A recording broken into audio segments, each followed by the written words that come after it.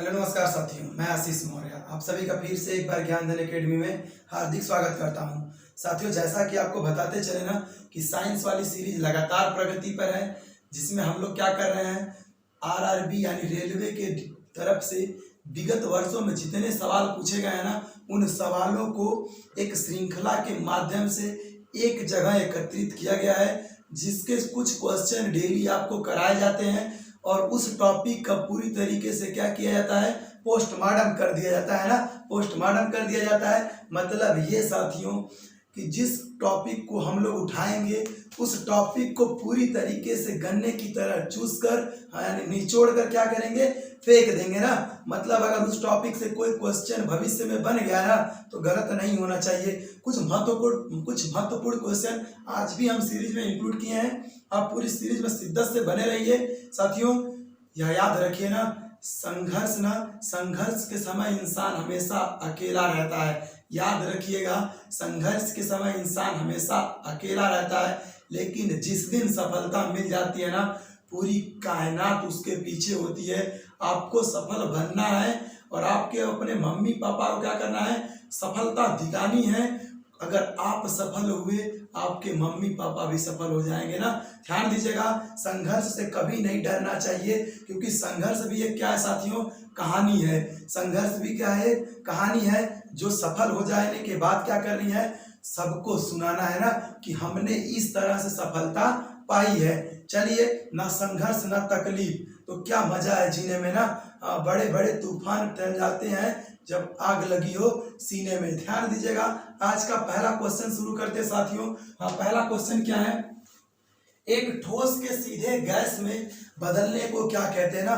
ठोस अवस्था से डायरेक्ट चेंज हो रहा है गैस में, यानी जब कुछ ऐसी, देखिए ध्यान समझिएगा, कुछ ऐसे पदार्थ प्रकृति में है ना, जिनको आप गर्म करिएगा ना तो ठोस से वो द्रव में नहीं बदलेंगे, डायरेक्ट गैस फॉर्म में चेंज हो जाएंगे ना। ऐसे ही पदार्थों को क्या कहते हैं, जो ऐसे पदार्थ होते हैं ना, डायरेक्ट द्रव में नहीं बदलेगा, डायरेक्ट गैस में बदल के उड़ जाएगा, है ना। ठोस से डायरेक्ट गैस में क्या कहलाएगा, ऊर्ध्वपातन, है ना। ऊर्ध्वपातन, उड़ गया पाताल में ना, उड़ गया पाताल में, ऊर्ध्वपातन। डायरेक्ट ठोस से उड़ गया आसमान में ना, उड़ गया आसमान में, क्या कहलाएगा साथियों, ऊर्ध्वपातन। ध्यान दीजिएगा, क्या कहलाएगा, ऊर्ध्वपातन। लेकिन क्या कौन कौन से पदार्थ होते, लिख लीजिए ऊर्ध्वपातन पदार्थ साथियों, कपूर, है ना, कपूर, अमोनियम क्लोराइड, अमोनियम, ध्यान से समझिएगा, अमोनियम क्लोराइड। अमोनियम क्लोराइड का कभी कभी रासायनिक नाम पूछ लेता है ना। रासायनिक नाम तो हो गया अमोनियम क्लोराइड। जनरल नाम क्या होता है साथियों, नौसादर। क्या होता है, नौसादर। इसी को फार्मूला क्या लिखते हैं, NH4Cl। केमिकल फार्मूला हो गया NH4Cl और नौसादर का रासायनिक नाम अमोनियम क्लोराइड। कपूर हो गया, अमोनियम क्लोराइड हो गया साथियों, आयोडीन ना, आयोडीन। अगर आप अपने घर पे अपने नमक में आयोडीन खाते हैं ना, नमकवा आयोडीन नहीं है यार, उसमें जो मिला हुआ आयोडीन पदार्थ है ना, क्या करिएगा, नमक को गर्म तवे पे डाल दीजिएगा ना, अगर नीला धुआं निकल गया, कैसा धुआं, नीला धुआं, तो समझ लीजिए आपके नमक में आयोडीन है। नहीं तो मतलब क्या खा रहे हैं आप खुद सोच लीजिएगा। पैसा लाते हैं खरीद के बढ़िया वाला आयोडीन का नमक, पता चला उसमें आयोडीन नहीं है, चेक कर लीजिएगा एक बार। ध्यान दीजिए, आयोडीन हो गया। एक और है साथियों, है ना, एक और है नेप्थलीन। ध्यान दीजिएगा, क्या चीज है, नेप्थलीन। नेप्थलीन भी है साथियों, क्या, ऊर्ध्वपातन पदार्थ। नया है, याद करिएगा, पूछ लेता है कभी कभी पेपर में। वाष्पन क्या होती है साथियों, वाष्पन एक ऐसी प्रक्रिया है ना जिसमें क्या होता है ना, जो धरातल यानी जहां हम लोग खड़े हैं ना, यहाँ का द्रव जो होता है ना, खासतौर पे पानी, वाष्प बन के क्या होता है, वायुमंडल में मिल जाता है ना, वायुमंडल में मिल जाता है। यही घटना है वाष्पन। एक नोट करके लिख लीजिएगा कि इसी वाष्पन प्रक्रिया के कारण ही मटके का पानी ठंडा होता है। मटके का पानी, फ्रिज को भी फेल कर देता है ना, देसी जुगाड़, मटका या देसी फ्रिज कह सकते हैं। मटका वही ठिल्ली, उसका पानी क्या होता है साथियों, इसी वाष्पन प्रक्रिया के कारण क्या होता है, ठंडा हो जाता है। और इसी प्रक्रिया के कारण कपड़े धूप में सूखते हैं। कौन सी प्रक्रिया साथियों, वाष्पन प्रक्रिया। अगली बात कर लीजिए, संघनन, है ना, यह एक ऐसी प्रक्रिया है ना। अच्छा समझिएगा, पानी वाष्प बन के कहाँ मिल गया साथियों, वायुमंडल में। अब जैसे ही मौसम ठंडा होगा ना, जो पनिया वाला वाष्पवा वायुमंडल में मिला है ना, वो छोटी छोटी द्रव की बूंदों में क्या होगा, बदल जाएगा और टपक जाएगा नीचे ना। क्यों टपक जाएगा? क्योंकि जैसे ही बूंद में बदलेगा ना, गुरुत्वाकर्षण हावी हो जाएगा उसके ऊपर। हाँ, न्यूटन बाबा हावी हो जाएंगे, कहेंगे नहीं अब तुमको ऊपर नहीं रहना, कहाँ रहना है, नीचे। हाँ, नीचे चला आएगा। तो यानी संघनन प्रक्रिया में क्या हुआ साथियों, जो जल की वाष्प है ना, वो द्रव की छोटी छोटी बूंदों में क्या हुई, बदल गई। कौन कौन सा उदाहरण इसका, ध्यान दीजिए। ओस पड़ना, कुहरा पड़ना, है ना, बादल बनना। वाष्पन से देखिए, वाष्पन संघनन दोनों प्रक्रिया मिला के बादल बनती है, ध्यान दीजिएगा, है ना। कुहरा, ओला, ओस, है ना, समझिएगा साथ से। ये सब किस प्रक्रिया के कारण होता है साथियों? हाँ, संघनन प्रक्रिया के कारण। अगला ध्यान दीजिएगा, अगला क्वेश्चन क्या कह रहा है, भारी जल का रासायनिक सूत्र है। भारी जल, अरे यार जल तो जल, भारी हो चाहे हल्का हो, है ना, नहीं ऐसी बात नहीं है साथियों। भारी जल का अलग फार्मूला है। ये तो देखिए साधारण जल का सूत्र है H2O। साधारण जल मतलब पीने वाला, है ना, साधारण जल। CO2 साथियों कार्बन डाइऑक्साइड। किसके लिए ये इंपॉर्टेंट है कार्बन डाइऑक्साइड, नोट करके छाप लीजिएगा। किसके लिए साथियों? पादप के लिए ना, यानी पेड़ पौधों के लिए कार्बन डाइऑक्साइड क्या है, उपयोगी है, और हम लोगों के लिए ऑक्सीजन। ध्यान दीजिएगा, CH4 मेथेन गैस, है ना। मेथेन गैस को क्या नाम से जानते हैं, एक और मार्स गैस। ध्यान दीजिएगा, मार्स गैस क्यों कहते हैं, क्योंकि ये सड़े गले दलदली स्थानों से क्या होता है, निकलता है ना। खास तौर पे कहाँ से, जो धान की खेत है ना, धान के खेत से कटाई होती है ना, हाँ, उसमें सबसे ज्यादा मेथेन गैस निकलता है। अगला देखिए, D2O ड्यूटीरियम ऑक्साइड। ध्यान दीजिएगा, हाँ, ड्यूटीरियम ऑक्साइड ना, ड्यूटीरियम ऑक्साइड यही क्या है साथियों, हाँ यही है भारी जल ना। ड्यूटीरियम ऑक्साइड ही क्या है, भारी जल है, और इसका उपयोग कहाँ करते हैं, हाँ ध्यान दीजिएगा, नाभिकीय भट्टी में ना, न्यूक्लियर भट्टी में मंदक के रूप में करते हैं। ध्यान दीजिएगा, मंदक के किसके, वो भी कूलिंग के रूप में ना, शीतलन के रूप में यूज करते हैं, कूलिंग के रूप में, ठीक है। कूलिंग यानी शीतलन के रूप में DTO का क्या करते हैं साथियों, उपयोग करते हैं। चलिए अगले क्वेश्चन पे चर्चा करते हैं। रेडियोधर्मी पदार्थ उत्सर्जित करते हैं। देखिए एकदम इंपॉर्टेंट क्वेश्चन लिए है ना, पेपर में डायरेक्ट छपेगा। चलिए पहली बात की है कि रेडियोधर्मी पदार्थ कहते किसे हैं, कौन ढूंढा इस चीज को ना, हाँ, रेडियो एक्टिवता को कौन ढूंढा, कौन ढूंढा, ध्यान से समझिएगा। एक वैज्ञानिक थे हेनरी बेकुरल ना, कौन वैज्ञानिक थे, हेनरी बेकुरल। ध्यान समझिएगा, इन्होंने क्या किया साथियों, इन्होंने देखा ना अपने एक्सपेरिमेंट लैब में, थोड़ी सी कहानी सुन लीजिए। अपने एक्सपेरिमेंट लैब में क्या देखा कि फोटोग्राफी प्लेट थी और बगल में यूरेनियम पड़ा था ना, हाँ यूरेनियम, वही परमाणु क्रमांक 92 वाला, हाँ यही वाला यूरेनियम साथियों। यूरेनियम एटॉमिक नंबर 92 और एटॉमिक मास हाँ 238 ना, यूरेनियम 92 238। कई सारे इसके समस्थानिक होते हैं, वो नहीं बात कर रहे, मेन की बात कर रहे हैं, है ना। ध्यान समझिएगा, तो क्या देखा कि फोटोग्राफी प्लेट काली पड़ रही है ना, काली पड़ रही है, तो उन्होंने निष्कर्ष निकाला कि जरूर इस यूरेनियम से कुछ ना कुछ निकल रहा है ना, कुछ ना कुछ निकल रहा है जो दिखाई नहीं दे रहा है। उसी का नाम उन्होंने क्या रख दिया, बेकुरल किरणें, अपने नाम से। कौन साथियों, हेनरी बेकुरल ना, ध्यान समझिएगा, हेनरी बेकुरल। और इसकी पुष्टि कौन कर दिया साथियों, मैडम क्यूरी। ध्यान दीजिएगा, मैडम क्यूरी, है ना, मैरी क्यूरी, मैडम क्यूरी, और एक साथियों थे पियरे क्यूरी ना, हाँ हस्बैंड और वाइफ। ध्यान दीजिएगा, मैडम क्यूरी और पियरे क्यूरी दोनों हस्बैंड वाइफ थे। इन्होंने क्या ढूंढा, इन्होंने क्या ढूंढा साथियों, रेडियम, है ना। रेडियम क्या होता है, ध्यान समझ लीजिएगा।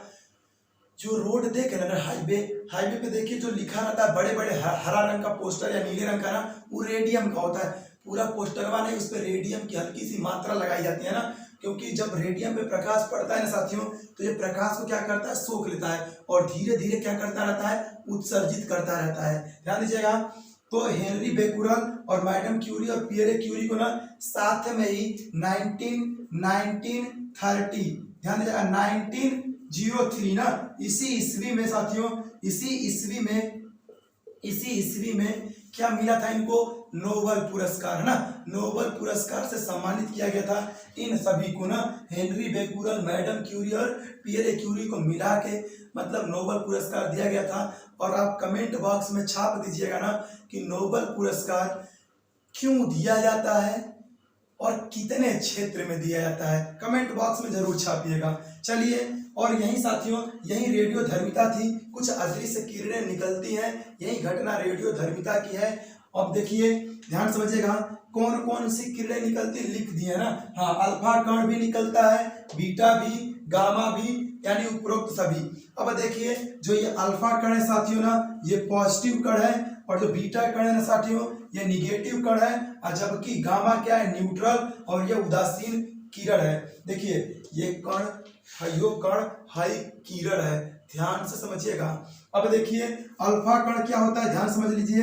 अल्फा कण को क्या कहते हैं साथियों, हीलियम का नाभिक। क्या कहते हैं, हीलियम का नाभिक, नोट कर लीजिएगा। और हीलियम के नाभिक की अगर बात करें, साइड में देखिए, हीलियम परमाणु क्रमांक 2 और द्रव्यमान संख्या 4, परमाणु क्रमांक 2, द्रव्यमान संख्या 4, नंबर्स ऑफ इलेक्ट्रॉन की बात करें 2। जितना परमाणु क्रमांक उतने ही इलेक्ट्रॉन और उतने ही क्या होते हैं साथियों, प्रोटॉन। और न्यूट्रॉन की संख्या की बात कर लेना भाई, 4 में से 2 क्या कर दीजिएगा, घटा दीजिएगा, तो 2 इलेक्ट्रॉन, 2 प्रोटॉन और 2 न्यूट्रॉन। हमने क्या बोला अभी कि जो अल्फा कण होता है वो हीलियम परमाणु का नाभिक होता है, और नाभिक में क्या क्या होते हैं, नाभिक में ये 2 चीज होते हैं साथियों, प्रोटॉन और न्यूट्रॉन। नाभिक में कौन होता है, प्रोटॉन और न्यूट्रॉन।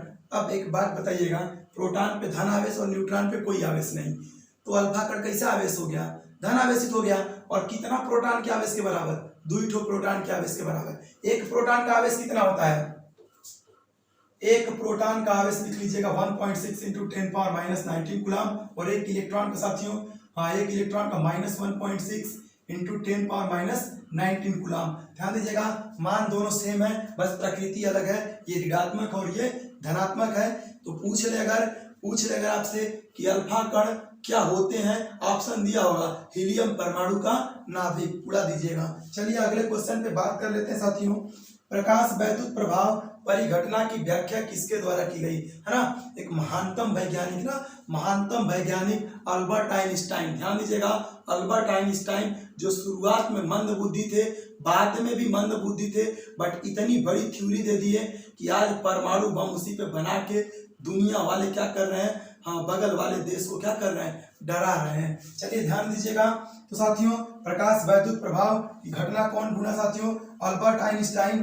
क्या था प्रभाव, हाँ कि जो प्रकाश है ना साथियों, जब किसी ऐसे पृष्ठ पे पड़ती है ना, जैसे पैनल, सोलर पैनल देखे है ना, उसमें से क्या होता है, विद्युत की घटना उत्पन्न हो जाती है ना, हाँ विद्युत वाली घटना उत्पन्न होती है, यानी प्रकाश से विद्युत उत्पन्न कर लेना, वही है प्रकाश वैद्युत प्रभाव। पूरा इसकी व्याख्या नहीं करेंगे क्योंकि व्याख्या करने में घंटों लग जाएगा ना, बहुत लंबा है, वहां नहीं जाना। अगला अगर बात कर ले मैक्स प्लैंक की ना, तो इन्होंने क्या किया, क्वांटम सिद्धांत, लिख लीजिए क्या चीज, क्वांटम सिद्धांत को ढूंढा। कौन साथियों, कौन ढूंढा क्वांटम सिद्धांत को, कौन ढूंढा, मैक्स प्लैंक ने ना, हाँ क्वांटम सिद्धांत को ढूंढा कौन, मैक्स और प्लैंक ने। 2 लोग थे, मैक्स अलग थे, प्लैंक अलग। ध्यान दीजिएगा, नील्स बोर साथियों, नील्स बोर परमाणु के बारे में बताया ना, नील्स बोर किसके बारे में, परमाणु के बारे में बताया, ठीक है। रदरफोर्ड नाभिक के पिता, रदरफोर्ड कौन है, फादर ऑफ न्यूक्लियस, नाभिक के जनक। चलिए अगले क्वेश्चन, अगला ध्यान दीजिए साथियों, कैंसर के उपचार में किस समस्थानिक का उपयोग करते हैं। यह क्वेश्चन पूछ रहा है ना कि कैंसर रोग जब हो जाता है तो कौन सा समस्थानिक यूज में लाया जाता है। पहली बात की है कि समस्थानिक क्या होते समझिएगा ना, जिनके परमाणु क्रमांक समान, द्रव्यमान संख्या क्या हो अलग अलग ना, क्या कहलाएंगे, समस्थानिक। ध्यान दीजिएगा, जो कैंसर उपचार में साथियों समस्थानिक यूज होता है कौन, कोबाल्ट 60। ध्यान से लिख लीजिए, कुछ इंपॉर्टेंट बता रहे हैं, लिख लीजिए ना। कार्बन 14 साथियों, कार्बन डेटिंग प्रणाली, कौन सी प्रणाली, कार्बन डेटिंग प्रणाली क्या होती है, जीवाश्मों की आयु निर्धारित करने के लिए, है ना, जो बहुत पहले सजीव रहे हो, ठीक है, जीवों के जो अंश बचे रहते हैं उसी को जीवाश्म कहते हैं, और उन्हीं की आयु निर्धारित मतलब ये कि कितना पुराना यह जीवाश्म है, उसकी आयु निर्धारित किसे करते हैं, कार्बन 14 से। ध्यान दीजिएगा, आयोडीन 131 है ना, किससे क्या करते साथियों, घेंगा रोग का उपचार ना, हाँ घेंगा रोग किसकी कमी से, आयोडीन की कमी से। गला क्या होता है साथियों, फूल जाता है ना, वही घेंगा रोग। अभी सोडियम का साथियों, हाँ सोडियम लिख लीजिएगा, रक्त परिसंचरण तंत्र की, हाँ रक्त परिसंचरण तंत्र का अध्ययन करने के लिए ना सोडियम 24 कमेंट बॉक्स में छाप दीजिएगा, रक्त परिसंचरण की खोज किसके द्वारा की गई थी। ध्यान दीजिएगा, तो ऑप्शन कौन सा सही हो गया साथियों, कोबाल्ट 60। अगला ध्यान दीजिए, पारा का अयस्क है। हाँ, पारा एक लवती धातु आ गई ना, जो किस फॉर्म में पाई जाती है साथियों, द्रव फॉर्म में ना। ध्यान दीजिएगा, इसका एक ही अयस्क है, कौन सा है साथियों, सीने बार ना। सीने बार किसका अयस्क है, पारे का यानी Hg का। ध्यान से समझिएगा, हम कुछ लिख रहे हैं, आप लोग भी क्या करिएगा, लिख लीजिए। आयरन का लिख लीजिए मैग्नेटाइट, मैग्नेटाइट, हेमेटाइट। हाँ, ये जो तो शुरू के दो है ना साथियों, ये आयरन के ही हैं। मैग्नेटाइट हो गया, हेमेटाइट हो गया, लिमोनाइट है ना, लिमोनाइट हो गया। चलिए अगला क्या कर लीजिए, एक और लिख लीजिए, आयरन पायराइट ना, आयरन पायराइट, जो मेन हम ले रहे हैं ना। हाँ, अगला देखिए, अगला मैग्नीशियम का लिख लीजिए। मैग्नीशियम का क्या साथियों, हाँ, मैग्नेसाइट, मैग्नेसाइट, डोलोमाइट, कार्नेलाइट। ध्यान दीजिएगा, मैग्नेसाइट, डोलोमाइट, कार्नेलाइट किसका है साथियों, हाँ, मैग्नीशियम का ना। हाँ, किसका किसका, अब एल्युमिनियम का लिख लीजिए, तो एल्युमिनियम का बॉक्साइट हो गया, बॉक्साइट है ना, क्रायोलाइट। कई बार देखिए, ये कई बार पूछा है ना कि बॉक्साइट किसका ऐसा होता है, एल्युमिनियम का। ध्यान दीजिएगा, क्या क्या हो गया, बॉक्साइट, क्रायोलाइट, और एक साथियों कौन, कोरंडम ना। हाँ, कभी कभी कोरंडम पूछता है, कोरंडम किसका है, इसका है एल्युमिनियम का। अगला देखिए, अगला किसका किसका हो गया, आयरन, मैग्नीशियम, एल्युमिनियम। देखिए कॉपर का क्या है साथियों, लिख लीजिए, कॉपर के ऑक्साइड, हाँ, कैल्कोपाइराइट, कैल्कोपाइराइट। दूसरा कर लीजिए कैल्कोसाइट, ऐसा नाम है ना, थोड़ा ध्यान समझिएगा, कैल्कोपाइराइट, कैल्कोसाइट। अगला ध्यान दीजिए, अगला ध्यान दीजिए क्यूपराइट, जो पेपर में पूछता है वो ये पूछता है, क्यूपराइट किसका एस्क है, किसका एस्क है साथियों, कॉपर का, है ना। तो यहाँ से ऑप्शन क्या, पारा का पूछा है, तो ऑप्शन नंबर कौन सा साथियों, सी ने बार सही हो गया ना। अगले क्वेश्चन पे बात, अच्छा ये क्रायोलाइट साथियों किसका एस्क है, यहाँ ध्यान दीजिए, क्रायोलाइट किसका है, एल्युमिनियम का। चलिए अगला बात करते हैं विटामिन ई का रासायनिक नाम ना, किसका रासायनिक नाम साथियों, विटामिन ई का रासायनिक नाम। हाँ, विटामिन ई का रासायनिक नाम साथियों टेकोफेरॉल ना, विटामिन ई का रासायनिक नाम टेकोफेरॉल। क्या पूछता है कि विटामिन ई की कमी से होने वाला रोग। ध्यान दीजिएगा, विटामिन के थक्का जमाने से रोकता है ना।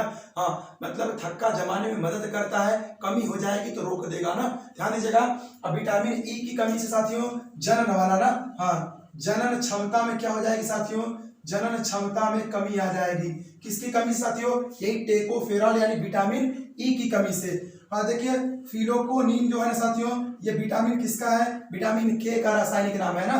क्या होता है, रक्त का थक्का न जमना, किसकी कमी के कारण, विटामिन के कारण। थायमिन साथियों विटामिन बी है ना, विटामिन बी, बेरी बेरी, कौन सा रोग, बेरी बेरी है ना, बेरी बेरी साथियों। और देखिए calciferol, vitamin D. Question paper में क्या पूछता है कि कौन सा ऐसा विटामिन है ना जो शरीर में नहीं पाया जाता, कौन सा ऐसा विटामिन है जो शरीर के अंदर बनबे नहीं करता, कौन सा है साथियों, कैल्सीफेरॉल। किससे मिलता है, सूर्य के प्रकाश से। ध्यान दीजिएगा, तो अब कौन सा बच गया साथियों, विटामिन बी, विटामिन डी। हाँ, विटामिन सी लिख लीजिए, सी का साथियों, हाँ, एस्कॉर्बिक एसिड ना, एस्कॉर्बिक, एस्कॉर्बिक एसिड यानी एस्कॉर्बिक अम्ल ना। हाँ, एस्कॉर्बिक अम्ल क्या है साथियों, क्या रोग होता है इसके, स्कर्वी ना, कौन सा, स्कर्वी रोग है ना। ध्यान दीजिएगा, स्कर्वी रोग हो जाएगा किससे, विटामिन सी की कमी से। अब बच गया विटामिन ए है ना, विटामिन ए को क्या कहते हैं साथियों, रेटिनाल, रेटिनाल। ध्यान दीजिएगा, कौन सा रोग, रतौंधी है ना, रतौंधी रोग होगा। ध्यान दीजिएगा। अच्छा, विटामिन शब्द का उपयोग कौन किया, कमेंट बॉक्स में जरूर छापिएगा ना, विटामिन शब्द का उपयोग किसने किया। साथियों आज जितने महत्वपूर्ण क्वेश्चन थे हम लोग इस पर अच्छे से चर्चा किए। अगर आपको वीडियो पसंद आता हो ना तो अपने साथियों के साथ जरूर शेयर किया करिए। चैनल को आगे बढ़ाना है और पूरे शिद्दत से मेहनत करना है। पेपर की खोपड़ी में क्या करना है साथियों, छेद करना है ना, पेपर को उसकी औकात दिखानी है। पूरे शिद्दत से सीरीज में बने रहिए, पूरा क्वेश्चन हम कराएंगे। जिस टॉपिक को उठाएंगे ना पूरी तरीके से गन्ने की तरह निचोड़ के क्या करेंगे, फेंक देंगे। साथियों मिलेंगे अगले वीडियो में, तब तक के लिए धन्यवाद।